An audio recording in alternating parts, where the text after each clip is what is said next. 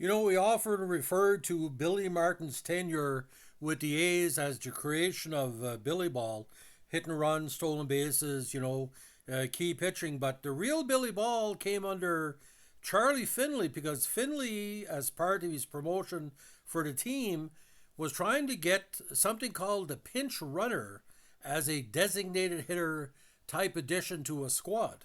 Now, he had quite a few, what do you call, pinch runners or designated runners on the team, including the original Herb Washington, Alan Lewis, Don Hopkins, who basically, to my knowledge, never really had, not say an official at bat, but didn't have too many at bats. But the key one was this guy who later won a World Series in Pittsburgh, and he was just a tremendous player on and off the field, a very jovial guy, very well respected. They call him Matt the Scat, Matt Alexander. Now, Matt Alexander, bore a Cajun cousin of mine from Shreveport, Louisiana, debuted in August of '73 for the Cubs. He eventually moved his way through the Oakland system and played several key games with the squad. Now, he was a favorite of Chuck Tanner, who was also an A's manager for a while. He earned the nickname Matt the Scat. Now, Tanner had managed in Oakland '76 and brought Alexander to Pittsburgh after he became manager of the Pirates. Alexander helped the Athletics win the '75 AL West Division crown, and the Pirates win the NLCS and, of course, the World Series. He holds the record for the most pinch running appearances all time. That shouldn't get him in the Hall of Fame, but should give him enough recognition. He played every non-pitching position in his major league career, except catcher and first base.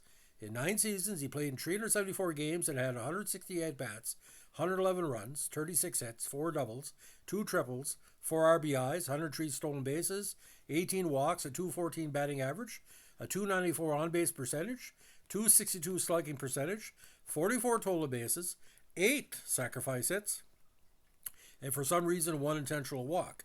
He is one of only 7 players in Major League Baseball history, excluding pitchers who have played 100 games and have more games than at bats. Now, he was featured in a recent article, the last couple of years, by our great friends at the Society for American Baseball Research. We called a lot of stories on Scat. Now, playing from 73 to 81, 374 contests, again, only 195 plate appearances. Now, along with his speed and snappy nickname, this man brought a sense of fun and enjoyment that fit right in with the family under Tanner. Now, Matt could handle a bat in almost any position. However, he was in the field in just 138 games while setting the world record of pinch running some 271 times. In that role, he holds the major league records for not only for appearances, but also for stolen bases and runs scored as a PR. Unfortunately for him, he was pigeonholed. Pittsburgh sport writer Phil Musiek got Alexander's views on the subject in spring training of '79 with the Pirates. He said to Musiek, "No one's ever given me the time to show what I can do. What people don't understand is never a lack of opportunity, just time. I could hit 260 if I played every day up here, maybe 270, 280 with a good hitting instructor. But a lot of the time when a player's called up, it's those first few weeks that count.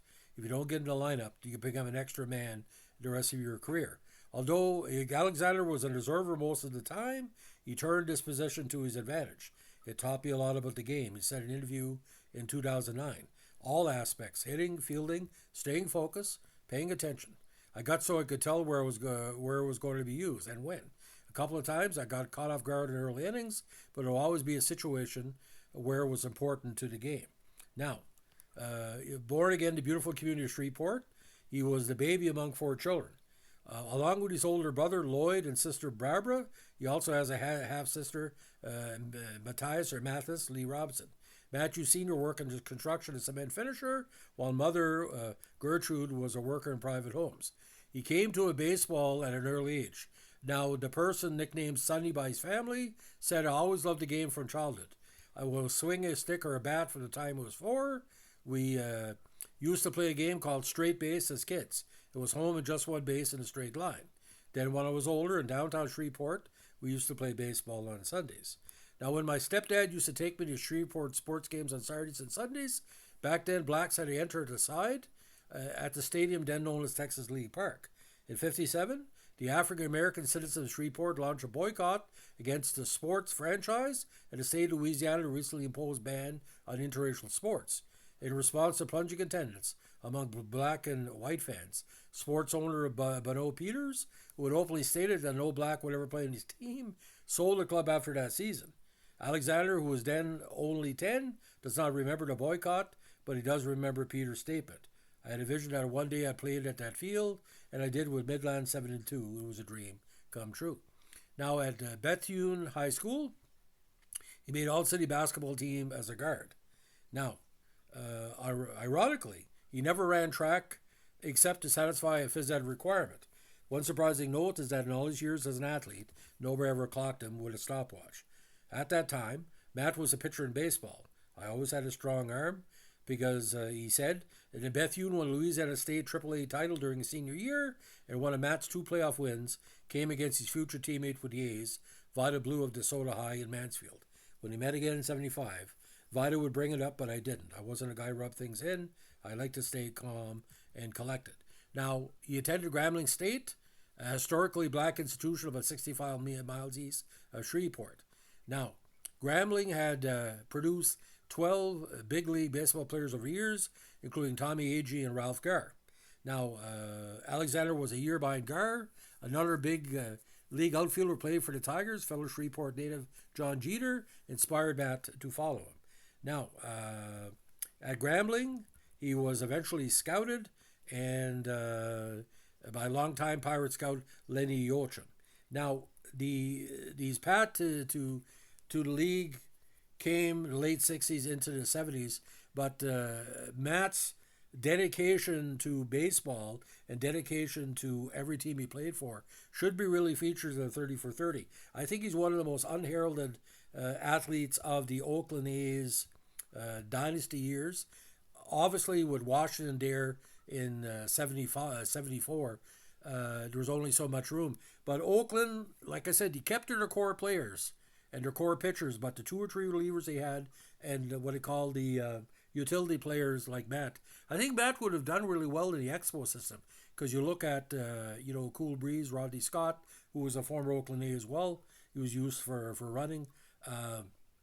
Even Toronto, you did quite well, like do a platoon with maybe somebody at second like Dave McKay, or maybe put Baylor at second or even shortstop. I think Matt Alexander, every time I saw him, I was very impressed because he seemed to be a person with always having a smile in his face, loving what he's doing, and that's what you want to see. And you know something, Vladimir Guerrero has taught us about baseball. It's just a game, isn't it?